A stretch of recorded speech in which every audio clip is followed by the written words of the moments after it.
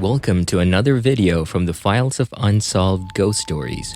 In this video series, we feature true horror stories told by real people. This video features a short true horror story posted by Reddit user BYU/Zazzygoose. He could have killed me. We all make dumb decisions in life, but in this case, I was stupid. Very stupid. I arranged to meet a guy off Tinder, but because of my heightened anxiety about driving, I arranged for him to pick me up outside my place. I had been talking to him for a few weeks at least, but that is not redeemable, and I know that. The choice I made on this day could have ended me, but thankfully, I'm still around to tell the tale.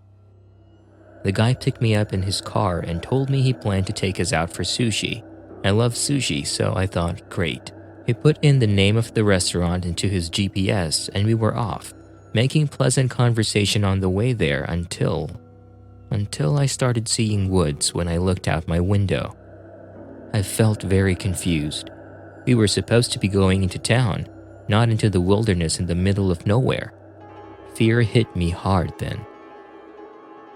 He said, "I swear the GPS is taking me through here. I didn't choose this path. Please, just get us back into civilization," I said. My eyes were wide and I must have looked like a deer in headlights.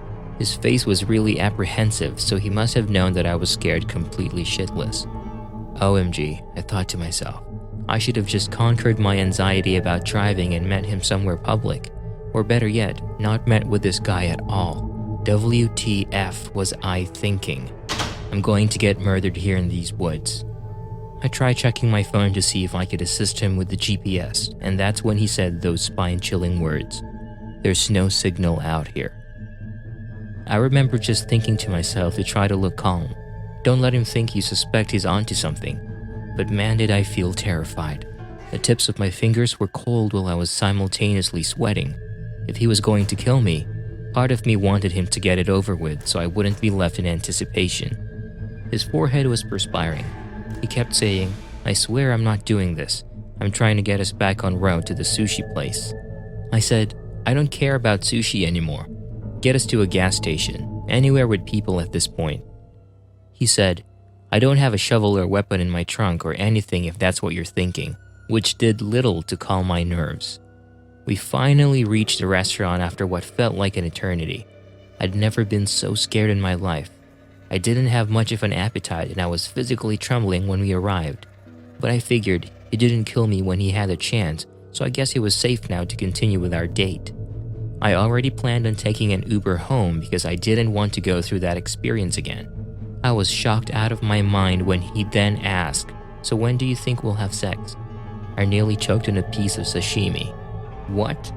I didn't know where this was coming from, and I didn't know how he could ask me something like this now on a first date when he literally saw me pale as a ghost just moments ago.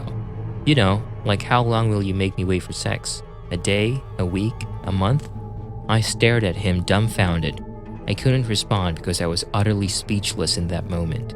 "Well, I can't wait a whole month, I'm telling you now," he said. I didn't say anything, and the rest of the date was insanely awkward. I said goodbye as I took my Uber home, and only seconds after my driver pulled out of the restaurant parking lot, he texted me to say that he doesn't think it will work out with me because he needs a girl with a higher libido. I didn't argue. I just texted back a simple okay, ready to be done with this man. When the Uber driver drove me home, he did not take me through the wilderness pathway of a potential murder site. He took me home through streets, other cars, lights, the sweetest scene to my immense relief. I couldn't help but wonder why my date had to take me through an hour drive through the wilderness to get to the restaurant, but it only took the Uber driver 15 minutes to get me home from the same location.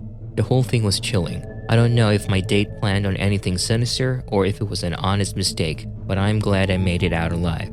I learned a tough lesson that night, one that I should have already known but that I foolishly ignored for some reason.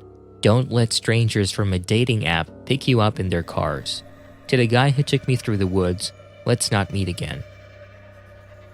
Thank you for watching another video in the True Horror Stories series. Let us know your thoughts in the comments below and feel free to share your own horror stories or encounters at unsolvedghoststories2022@gmail.com.